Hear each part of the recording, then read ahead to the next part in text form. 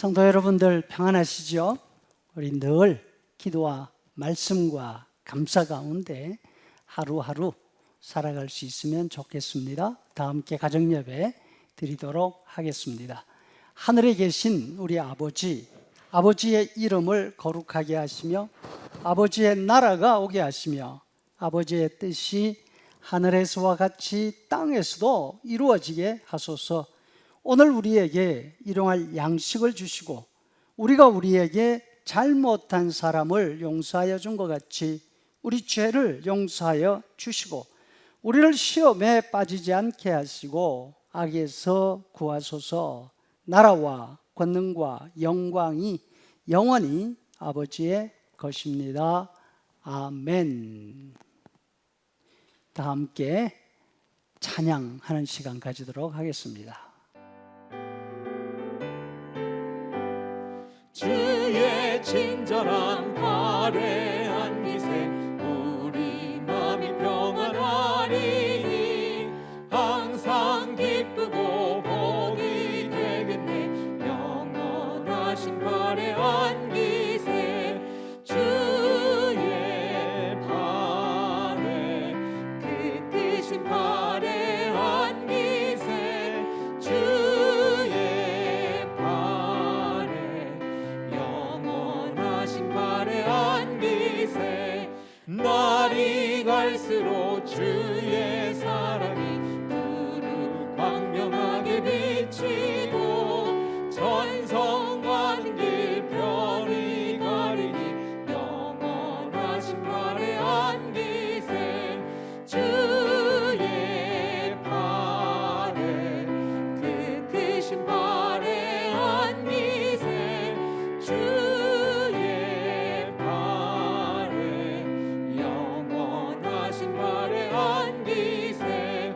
주의 보좌로 나아갈 때에 기뻐 찬미 소리 외치고 겁과 두려움 없어지리니 영원하신 발에 안기세 주의 발에 그 크신 발에 안기세 주의 발에 영원하신 발에 안기세. 하나님의 말씀은 구약 성경 예레미야서 10장 23절에서 25절. 여호와여 내가 알거니와 사람의 길이 자신에게 있지 아니하니 걸음을 지도함이 걷는 자에게 있지 아니하니이다. 여호와여 나를 징계하옵시되 너그러이 하시고 진노로 하지 마옵소서. 주께서 내가 없어지게 하실까 두려워하나이다. 주를 알지 못하는 이방 사람들과 주의 이름으로 기도하지 아니하는 족속들에게 주의 분노를 부으소서. 그들은 야곱을 씹어 삼켜 멸하고 그의 거처를 황폐하게 하였나이다 하니라. 아멘. 하루하루 지내면서 늘 느끼는 생각, 세상 일 참 뜻대로 잘 안 된다 입니다. 내가 뭐 세상을 다 가지겠다고 욕심내는 것도 아니고 그저 지금 하고 있는 일만 제대로 되어가면 좋겠다 하는 것뿐인데 세상이 그거 하나 도와주지 않습니다. 문제 하나 걷어냈다 싶으면 또 다른 문제가 떡하니 보태고 있지 않습니까? 참 뜻대로 되는 일 없습니다. 왜 이런 일이 벌어집니까? 이런 현상에 대해서 어떤 사람이 이렇게 진단했습니다. 인간은 작은 새처럼 행동한다. 눈앞에 있는 먹이에만 정신이 팔려서 머리 위에서 내려 치려고 하는 매는 생각하지 못한다. 물론 이 말처럼 세상 일이 뜻대로 되지 않는 이유가 세상을 바라보는 사람의 한계 때문일 수 있습니다. 그런데 이보다 더 심각한 원인이 하나 더 있습니다. 그것은 자신이 세상을 다 통제할 수 있다는 착각 속에 있다는 것입니다. 사람들은 계획을 하면서 대체로 조건을 붙입니다. 이렇게만 된다면, 이렇게만 된다면. 예를 들어 약속이 있어서 그 장소로 가면서 시간을 빠듯하게 잡아놓고서 이렇게 생각합니다. 가는 길에 도로 공사만 없으면 시간 충분해. 아니, 사고만 없으면 돼. 그런데 여러분, 이 LA에서 프리웨이에 아무런 공사도 없고 사고도 없다? 애초부터 불가능한 일입니다. 그럼에도 불구하고 그런 조건을 미리 생각해 두고 계획을 세우지 않습니까? 예레미야 선지 당시 예루살렘 사람들의 생각도 이와 같았습니다. 그들은 늘 생각합니다. 전쟁만 일어나지 않으면 돼. 전쟁만 일어나지 않으면 모든 일이 다 잘 될 거야.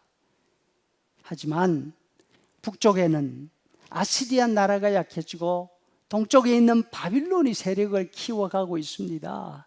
이 바빌론은 이스라엘 남쪽에 있는 애굽에게도 큰 위협이 되었지요.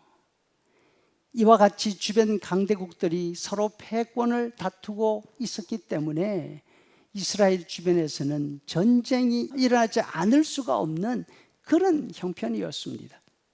그렇다고 이스라엘이 주변 강대국들을 다 통제할 수 있는 힘이 있는 것도 아니었습니다. 뿐만 아니라 나라 바깥 일들은 고사하고 예루살렘 그 내부적으로 절대로 안전할 수 없는 상태에 있었습니다. 지난 50년 므낫세가 다스리는 동안 사회 갈등이 한계에 도달했습니다. 므낫세가 죽고 그 아들 아몬이 왕이 되었지만 왕국 내에서 반역이 일어납니다. 왕이 살해당하고 겨우 8살인 요시야가 왕위에 오릅니다. 나라 안팎이 이런 지경에도 불구하고 사람들은 세상 일이 다 자기 뜻대로 될 줄 알고 있습니다. 자신의 지혜와 힘과 가진 재산을 자랑하고 의지하고 있었습니다. 예레미야서 9장 23절 여호와께서 이와 같이 말씀하시되 지혜로운 자는 그의 지혜를 자랑하지 말라. 용사는 그의 용맹을 자랑하지 말라. 부자는 그의 부함을 자랑하지 말라. 여호와의 말씀에 사람의 시체가 분초같이 들에 떨어질 것이며 추수하는 자의 뒤에 버려져 거두지 못한 곡식단같이 되리라 하셨느니라. 그런데 예레미야는 북쪽에서 들려오는 군대의 함성을 듣고 있습니다.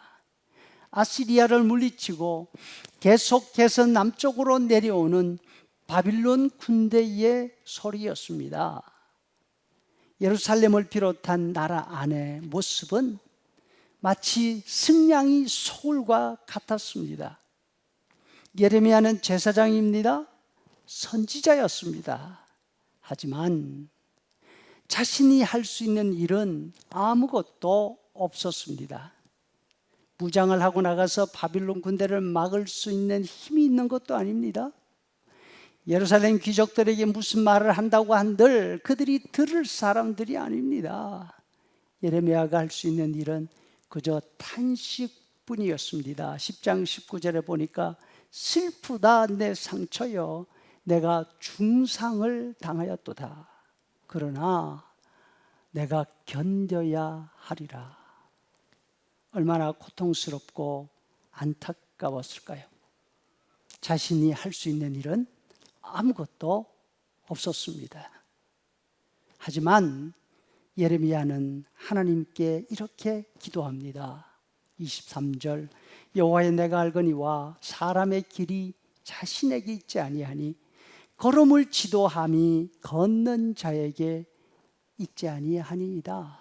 다시 말해서 하나님, 세상 일이 하나님을 모르는 강대국들의 손에 달려있는 것 아니지 않습니까? 자기 마음대로 하는 예루살렘 귀족들에게 달려있는 것도 아니지 않습니까? 이 모든 일이 하나님의 손에 달려 있습니다. 여호와의 나를 징계하옵시되 너그러이 하시고 진노로 하지 마옵소서. 여러분, 세상 일 마음대로 되지 않아서 안타까우십니까? 이 말씀을 기억하면서 예레미야처럼 기도할 수 있기를 바랍니다. 이제는 우리 구주 예수 그리스도의 은혜와 아버지 하나님의 크신 사랑과 성령의 인도 교제 충만케 하심이 세상일 내 마음대로 되지 않아서 안타까울 때에도 하나님을 기억하고 하나님께 기도하는 성도들의 머리 위에 영원토록 함께 있을지어다. 아멘.